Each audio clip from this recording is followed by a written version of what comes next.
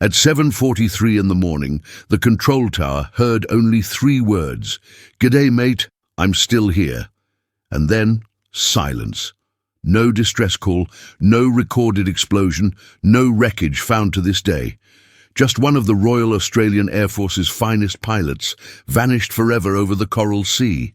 This isn't just an aviation mystery. This isn't just a military incident. This is the story of a voice that spoke when it should have already been silent, from a place that might not exist on any map. What you're about to hear will challenge everything you think you know about the sky above Australia, about time itself, and about the thin line between our world and something else entirely. This is the true story of Flight Lieutenant Arthur Hale, the man who never made mistakes until the day he flew into a mission that officially never happened and disappeared into a silence that still echoes 70 years later.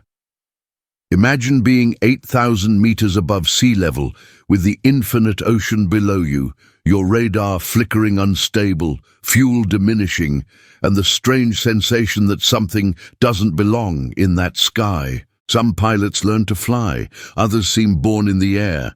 Flight Lieutenant Arthur Hale was 27 years old when he vanished, already considered by the Royal Australian Air Force as the most precise pilot of his generation. He didn't drink. He was never late. He never failed a test. His instructors used to say, if Hale makes a mistake in a maneuver, it's because the laws of physics have changed. He specialized in oceanic patrol flights, the most dangerous type of mission the RAAF could assign. No visual references, no emergency landing strips, no margin for error. The Coral Sea doesn't forgive. Out there, the sky looks infinite, but it's a perfect trap.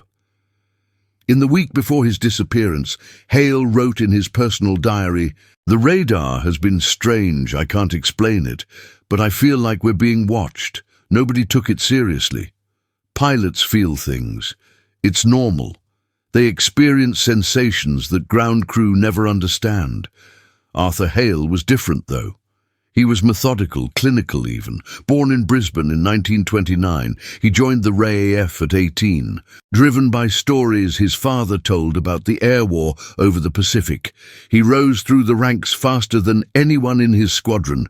By 25, he was already training younger pilots. By 26, he'd logged over 2,000 flight hours without a single incident. His service record was immaculate. Perfect navigation scores, perfect instrument ratings, perfect everything. His colleagues respected him. Some envied him. A few even feared him, not because he was aggressive, but because he represented something they could never achieve: absolute mastery. The night before his final flight, Hale had dinner with his fiancée, Margaret Ellis, a nurse from Townsville. She later testified that he seemed distracted, kept looking at the sky through the restaurant window. When she asked what was wrong, he simply said, "The stars look different tonight, like they're waiting for something." She laughed it off. He didn't. The next morning, 14th of October 1956, Arthur Hale woke at 5 a.m., dressed in his flight suit, kissed Margaret goodbye, and drove to Townsville Air Base. At 6:10 precisely, he climbed into his aircraft and taxied to the runway. Engine checks normal, fuel levels normal, weather conditions clear skies with scattered clouds. Everything was perfect. Too perfect, perhaps. As his aircraft lifted off the tarmac and climbed into the dawn sky, nobody watching could have imagined that Arthur Hale, the man who never made mistakes, was about to become Australia's most enduring aviation mystery. He would never land again. He would never be seen again. But he would be heard one last time from somewhere nobody could explain. If there's no record, there's no error. If there's no error, there's no blame. This was the philosophy written in an internal RAAF memo dated 1957, 1 year after Hale vanished. At 6:10 on the morning of October 14, 1956, Arthur Hale's fighter took off from Townsville Air Base, heading toward Sector Delta 7 of the Coral Sea. Or at least, that's what we know.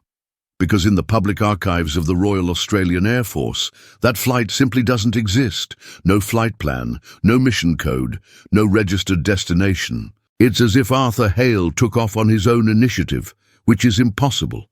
In the Australian Air Force in the 50s, a pilot couldn't even start the engine without a chain of authorizations. Tower officer, navigation officer, mission supervisor, central registry, 4 people, 4 signatures, 4 levels of bureaucracy that were supposedly unbreakable. And yet, none of these authorizations exist. The paperwork has vanished as completely as the pilot himself. In 1989, a military historian named Dr. Malcolm Reeves gained access to a classified box marked Coral Sea Incident Restricted. Inside were only 3 pages. 2 were entirely redacted, thick black lines covering every word. The third contained a single legible sentence. Flight Lieutenant Hale authorized for unconventional atmospheric reconnaissance.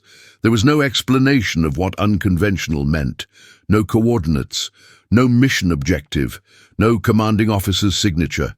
The term unconventional atmospheric reconnaissance never appeared in any other RAAF document, before or after. It was a phrase created specifically for Arthur Hale's flight and then buried. According to indirect civilian radar data recovered decades later, Hale followed an anomalous trajectory. He deviated 320 kilometers from the standard patrol route. He entered a zone with no scheduled air traffic.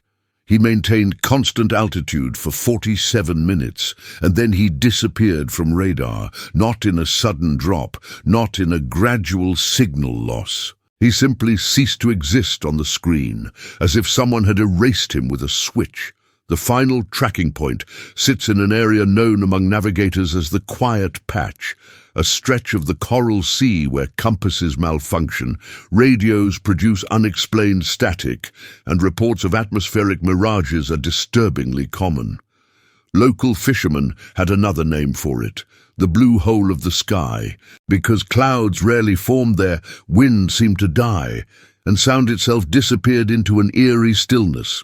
In the never-published internal report, there's an observation made by the tower operator on duty that morning. Hale didn't sound confused. His voice was too calm for someone on a high-risk mission, too calm, as if he already knew that mission had no return. But here's what truly disturbs investigators to this day. If the mission didn't officially exist, why did the tower respond when he called on the radio? And who authorized something that nobody, not the Air Force, not the government, not even the archives, will claim responsibility for 70 years later? The radio doesn't lie, but sometimes it reveals things that shouldn't be heard. At 7:43 in the morning, exactly 1 hour and 33 minutes after takeoff, Townsville Control Tower received an unexpected transmission. The operator was Sergeant Neil Carter, a war veteran with 18 years of service, a man who'd heard every kind of distress call imaginable. He was logging routine traffic when he heard it. "Townsville Control, g'day mate." The voice was perfectly recognizable. Arthur Hale. No excessive noise, no distortion, no interference. Just a clear, calm voice cutting through the static like a knife. The strange part wasn't the call itself, it was the tone. Sergeant Carter described it in his official testimony like this. It didn't sound like someone in danger. It sounded like someone surprised to still be alive. Like he'd expected to be gone already, but found himself still conscious, still breathing, still there. For decades, the RAAF claimed the recording had been corrupted, that technical issues had made it impossible to preserve the audio. But in 2004, a retired technician leaked the partial transcript, and what it revealed sent chills through everyone who read it. The dialogue reportedly went like this. Hale transmitted, "Townsville Control. This is Hale. I'm still here." The tower responded, "Confirm status, Hale. We lost your radar signature." Then there was a pause, 4 seconds of dead air that felt like an eternity to Sergeant Carter.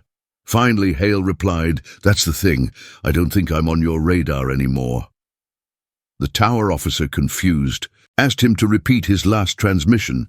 Hale's response was even more unsettling. "It's very quiet here," he said, his voice carrying a tone of wonder mixed with something else, something close to resignation. After that, only static. No mayday call, no alarm, no sudden signal drop. The transmission simply ceased, as if someone had switched off his existence like flipping a light switch. When technicians analyzed the recording years later, they discovered something impossible, something that violated every principle of physics and timekeeping they understood. The atomic clock at the tower registered the call at 7:43 a.m., but the internal timestamp from the aircraft system, captured within the radio signal itself, indicated 7:19 a.m., a difference of 24 minutes. As if Arthur Hale was speaking from a different time, a different moment, a different reality that had somehow peeled away from ours. The implications were staggering. Either the aircraft's clock had malfunctioned in a way that defied explanation, or Hale had experienced time differently than the ground station, or something far stranger had occurred, something involving the fabric of time itself. What disturbed Sergeant Carter most wasn't the disappearance. He'd seen planes go down before, heard final words from doomed pilots. What haunted him for the rest of his life was Hale's last complete sentence, spoken in an almost casual tone tinged with awe. "It's beautiful, actually, like the sky forgot about me." Those were his words. "It's beautiful, actually, like the sky forgot about me." After that, absolute silence. Arthur Hale was never heard again. His aircraft never appeared on radar again. But here's the thing that made the RAF nervous enough to classify everything about this case. Arthur Hale was never officially declared dead. Not in 1956, not in 1960, not ever. His file remains listed as missing in action, which means that somewhere in the bureaucratic machinery of the Australian military, there's an implication that Arthur Hale might still be out there, somewhere the sky forgot, somewhere time moves differently, somewhere our instruments can't reach, and if his voice could come back once, perhaps it could come back again. The ocean doesn't keep memories, it erases them. Minutes after Arthur Hale's last contact, the RAAF declared maximum-level search and rescue operations. It was the largest aerial mobilization over the Coral Sea since World War II. 6 maritime patrol aircraft, 2 naval destroyers, 1 oceanographic vessel, and dozens of flight hours sweeping an area of over 18,000 square kilometers, a space as large as an entire country, searching for any trace of one man and his machine. The search area covered the quiet patch and extended in all directions, accounting for drift, currents, and wind. They searched during daylight and through the night using searchlights. They searched in perfect weather and through sudden squalls. They searched with equipment that could detect metal fragments the size of a coin floating on the surface. For 11 days, the teams looked for wreckage, fuel slicks, pieces of metal, inflatable rafts, ejection seats, parachute fabric, anything human, anything mechanical, anything at all. The official result was 0 physical evidence. Not a single piece of debris, not a floating seat cushion, not a shred of fuselage. Not even oil on the surface, which normally appears within 48 hours when an aircraft crashes into the sea. For comparison, when a military aircraft goes down over water, recovery teams typically find something within 2 days. Floating materials, personal effects, fuel residue, something always surfaces. In Arthur Hale's case, nothing. It was as if the aircraft had been surgically removed from physical reality, leaving no scar, no mark, no trace. The ocean had swallowed everything so completely that investigators began to wonder if there had been anything to swallow at all. On the 8th day of searching, a civilian pilot named Thomas Mackenzie filed a report that was immediately archived and never investigated. He'd been flying over the same general area when he saw, in his words, a bright point in the sky, stationary, not moving like an aircraft, not blinking like a star, just hovering there like a hole punched in reality. When he tried to approach for a closer look, the light simply vanished, not fading gradually, but switching off instantaneously. His report was filed under optical illusion caused by fatigue and never mentioned again. After 11 days, the RIAF officially terminated the search. The stated reason was total absence of recoverable evidence. But in the internal channels, a memo circulated that revealed the real thinking. Continuing the search may generate more questions than answers, it read. The implication was clear. They weren't finding anything because there was nothing to find, or because what was there couldn't be found by conventional means. And either possibility was deeply uncomfortable. Arthur Hale was classified as MIA, missing in action. No funeral, no body, no grave, just a name engraved on a metal plaque at Townsville Air Base, surrounded by other names of pilots lost over the Pacific. But unlike those other names, Arthur Hale's case was never closed. The file remains open technically, even now, because nobody could explain how a man, an aircraft, and all its components could simply cease to exist without leaving a single molecule behind. Every real mystery doesn't end with answers. It ends with administrative silence. In 1957, 1 year after the disappearance, Arthur Hale's family received an official letter from the RAAF. The content was brief, cold, bureaucratic. After extensive searches, we have concluded that Flight Lieutenant Arthur Hale must be considered presumed dead in service. No explanation, no technical details, no cause of loss, just closure imposed from above. His fiancée, Margaret Ellis, refused to accept it. She wrote letters to government officials, to members of parliament, to anyone who would listen. She demanded answers, details, anything beyond the sterile official response. Every letter received the same reply. The matter is classified for reasons of national security. We appreciate your patience and your sacrifice. In 1962, Margaret Ellis married someone else and moved to Perth. But until her death in 2008, she kept a photograph of Arthur Hale on her bedside table, and she never stopped believing he was alive somewhere. The case received an internal code, Incident CS 1456, and was immediately classified as restricted, 75 years. That meant the documents could only be opened to the public in 2031. It was the same classification level used for nuclear tests, intelligence operations, and severe diplomatic incidents. For a simple aviation accident, it was a completely disproportionate level of secrecy, unless it wasn't a simple accident at all. In 1978, a former Australian intelligence officer, writing under a pseudonym, revealed the existence of a second report, not archived by the Air Force, but by the scientific division of the government. The project name was Sky Mirror.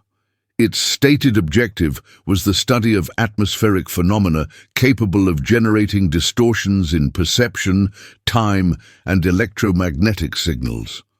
The start date of the project was October 1956, the same week as Arthur Hale's flight. That couldn't be coincidence. Among the leaked documents was an internal directive that read, "Discontinue physical searches, prioritize analysis of radio data and temporal anomalies."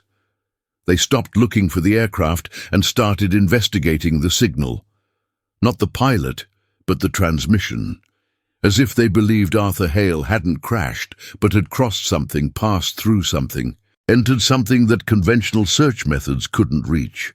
One of the scientists involved in Project Sky Mirror wrote in a private note, "The problem isn't where he is. The problem is from where he spoke." That sentence was never explained, never denied, just filed away in an archive that remains sealed to this day. The implication is staggering. If the RAAF stopped searching for a body and started analyzing temporal data, they must have found something in that radio signal, something that suggested Arthur Hale's last transmission came from a place or a time that shouldn't exist. When there's no proof, theories emerge. When there's official silence, truths arise that nobody wants to claim. After decades of analysis, leaks, and independent studies, the Arthur Hale case became supported by three main theories, none confirmed, none refuted, all disturbing. The first theory is the official-unofficial explanation. Extreme failure plus total disintegration. Hale supposedly suffered complete electrical failure, loss of instruments, and a vertical dive into the ocean. The depth of the Coral Sea would have swallowed everything. The problem is that even crashes at 6,000 meters depth leave floating debris. Even aerial explosions generate residue. In Hale's case, zero, not a single bolt, not a single stain. Statistically, this is virtually impossible. Modern aviation experts have analyzed the case and concluded that for an aircraft to leave absolutely no trace, it would need to either vaporize completely in mid-air, which would require temperatures exceeding 2,000 degrees Celsius, or it would need to sink intact so quickly that no buoyant materials escaped, which contradicts basic physics. The second theory is based on Project Sky Mirror. It suggests that Hale passed through a zone of extreme ionization caused by electromagnetic storms, creating a kind of distortion bubble. Possible effects include radar loss, temporal noise, and perceptual displacement.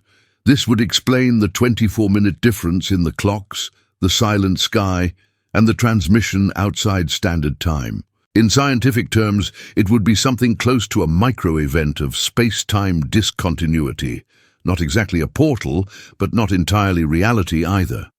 Some physicists have theorized that certain atmospheric conditions over deep ocean trenches, combined with electromagnetic disturbances, could create temporary zones where the normal flow of time becomes unstable. If Arthur Hale flew into such a zone, his instruments would have failed, his perception of time would have distorted, and his radio signal might have reached the tower from a moment that no longer aligned with linear time. It sounds like science fiction, but the mathematics support the possibility, however remote. The third theory is the most censored, the most ridiculed, and the most recurring in leaked files, non-human contact. It argues that Hale was intercepted by an unknown object removed from the radar zone, and that his last transmission was made after the encounter. The key point is in the phrase, "I don't think I'm on your radar anymore." He didn't say, "My radar failed." He said, "I'm not on your radar anymore." As if he knew he was no longer in the same system, the same space, perhaps not even the same plane of existence. In the 1950s, the Australian government was deeply involved in tracking unidentified aerial phenomena, particularly over the Pacific. Declassified documents show that the RAAF investigated dozens of sightings by military pilots who reported objects moving at impossible speeds, performing maneuvers that defied physics, and disappearing instantaneously. Arthur Hale's case shares characteristics with other incidents where pilots reported unusual objects before vanishing. The difference is that Hale managed to transmit one last time, and what he said suggests he was aware of something beyond normal aviation experience. Which theory is correct? Perhaps none, perhaps all. Perhaps the truth is something we don't yet have the framework to understand. What we know for certain is that Arthur Hale flew into the Coral Sea on October 14, 1956, spoke once from somewhere our instruments couldn't track, and then ceased to exist in any form we can measure or locate. And the silence that followed wasn't just the absence of sound. It was the presence of something we're not equipped to comprehend. Some disappear in space, others disappear in time. In 2013, almost 57 years after the Hale case, an amateur radio operator in northern Australia picked up a strange transmission, old frequency, deactivated military band, a code that hadn't been used since the 1950s. The recording, analyzed by independent specialists, contained a male voice saying, "Townsville Control, is anyone still there?" The operator thought it was a prank until an independent researcher applied voice comparison filters and found a 92% match with Arthur Hale's voice. Officially, it was dismissed as coincidence, noise, auditory pareidolia. Unofficially, the file was removed from public access within 48 hours. Similar cases began to surface over the years. Pilots who disappeared decades ago, whose voices reappeared on dead frequencies. Radio signals coming from bands that no longer exist. Transmissions that seem trapped outside time, as if certain events don't end but keep reverberating, echoing through decades, unable to find closure. Among the documents from Project Sky Mirror, there's one final annotation that was never explained. If the signal can return, perhaps he can too. Arthur Hale was never found, but his voice was never officially silenced. Perhaps he didn't die. Perhaps he isn't lost. Perhaps he simply went to a place where time doesn't move, where the sky forgets, where reality thins, and he's still trying to come home, still transmitting, still waiting for someone to hear him properly. In 2031, the sealed files will finally be opened to the public. We'll learn what the Australian government has known or suspected for 75 years. We'll see the full transcripts, the complete analysis, the real reason Arthur Hale's case was buried under layers of classification. Until then, we're left with a voice in the static, a name on a plaque, and the haunting possibility that somewhere over the coral sea, in a pocket of sky that forgot to follow the rules of our world, Arthur Hale is still flying, still speaking, still saying, "G'day, mate.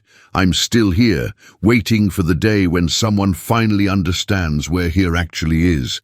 If you made it this far, you now carry the same question that investigators have carried for nearly 70 years. Did Arthur Hale crash? Or did he cross into something we don't understand? And if his voice still echoes, perhaps some stories don't want to be closed. Perhaps some mysteries are meant to remain open, not because we lack answers, but because the answers exist in places we haven't learned to reach yet. Subscribe if you want more real military mysteries, cases hidden by governments, and stories that science still can't explain. Because the next one might be happening right now.